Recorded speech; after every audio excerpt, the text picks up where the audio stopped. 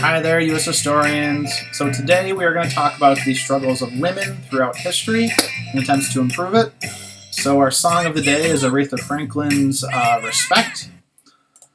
So this topic is going to be a little bit different because up to this point we've been looking at race issues. Okay, we've looked at the struggles of Native Americans, African Americans, and Chicanos. Now we're going to shift our focus to gender issues with women. So we're going to start off looking at kind of some reform movements in the 1830s that emerged. So when talking about women and issues facing them during this time period, you have to talk about like social expectations and gender roles. So for men, a lot of this comes down to how they're viewed.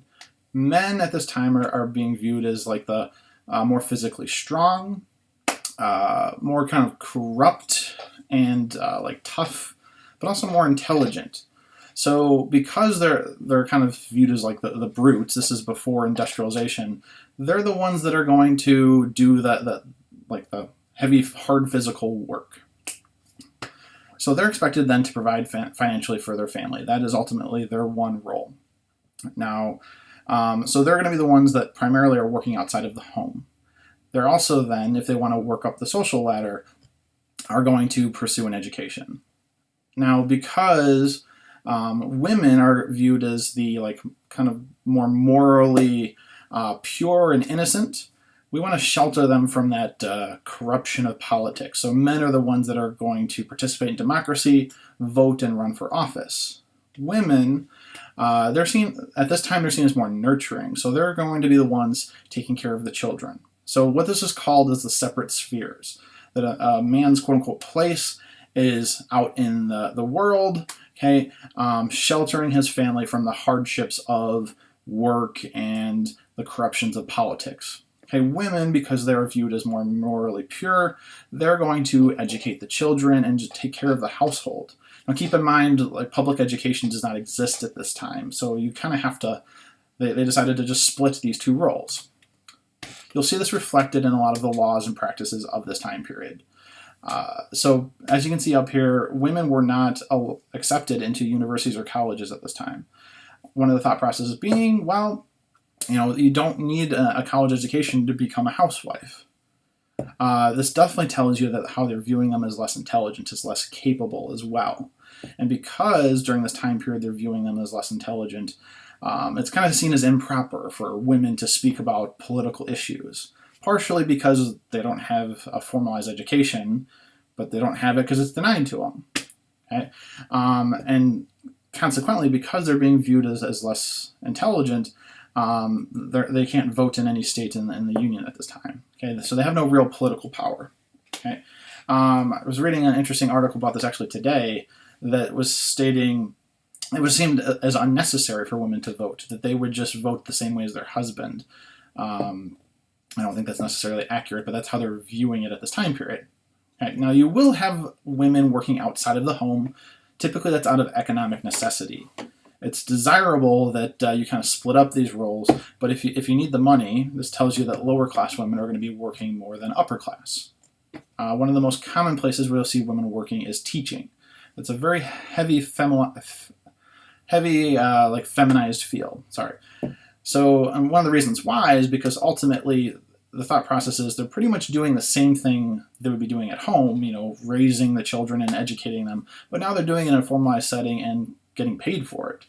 Now, even though they're getting paid for it, that doesn't mean they're going to make the same as men.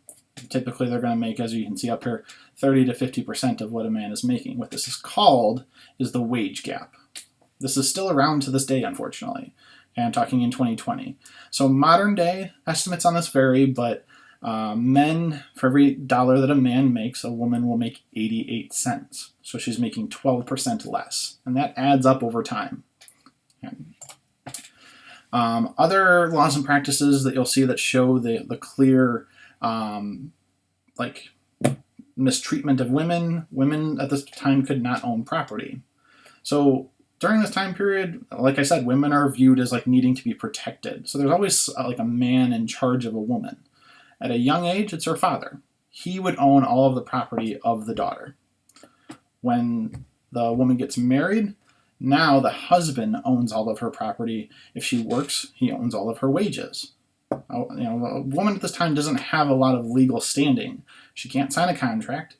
Okay, all of her possessions belong to someone else. So you can see up there I have women are going to see a lot of similarities between themselves and slaves. So a lot of women reformers are also going to be abolitionists, fighting for the abolition of slavery. So they see a lot of similarities in their treatment.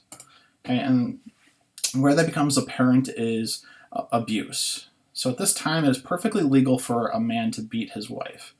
Part of this is the time period. The police do not want to get involved in issues within the home. But at the same time, now a woman who might be unhappy with her relationship, okay, is in an abusive relationship, doesn't have a legal recourse to fix this or to protect herself. She has no sense of security. As you can see on the next bullet point here, she doesn't even have a right to her children because she has no legal rights. If her husband was to die, he could give the children to someone else in his will. Now, again, society's pushing women to get married, to be dependent on a man. Okay? They don't want them to work. If they do work, they're going to get paid less. They can't own property. They might be in an abusive relationship, and if they leave, they're gonna lose their kids. So, but with all of that, if they decide to kind of go through with it, if they're so miserable that they're going to take their chances, divorce is extremely hard to obtain. The only grounds on which you can get a divorce at this time is adultery. I mean, one, divorce is highly looked down upon at this time, but two, the only way they can get out of it is to prove adultery, which is pretty much impossible to prove. Okay? Adultery, what that means is that the husband was cheating on the wife. Okay? And how that is impossible to prove is if the wife says he cheated on me and he says no, well, they're going to believe the man in this instance. And most likely will grant custody of the kids to him if they get a divorce. Okay? If the minute chance that she does get a divorce, she is entitled to alimony, like payments, because she's been supporting and raising the family and not getting any wages. She has no money at this time. So she would collect payments from her husband, but he doesn't have to pay them. It's illegal to sue if he doesn't pay. So this will culminate with the Seneca Falls Convention in 1848. This is going to be one of the reforms that, like movements, that starts this process. So female reformers, they're going to gather in Seneca Falls, New York, along with male reformers as well. This is an inclusive event. And the things that they're going to demand is political power, the ability to vote, education, okay, right to own property, right to have a legal standing, and just an overall changing of the expectation that women can also go to college, women can also work in the workforce, and that it's not, quote-unquote, their role to just take care of the children, that ultimately this is a shared experience. So that's it for right now. You guys are going to watch a video on the Seneca Falls Convention and look at the issues facing one specific group of women of your choosing, because it's important to note that when you're talking about women, it's 51% of the population. So the issues facing women varies depending upon their social class, race, ethnicity, and also just geographic location. Okay? That's it for right now. Have a wonderful week and stay awesome, U.S. historians.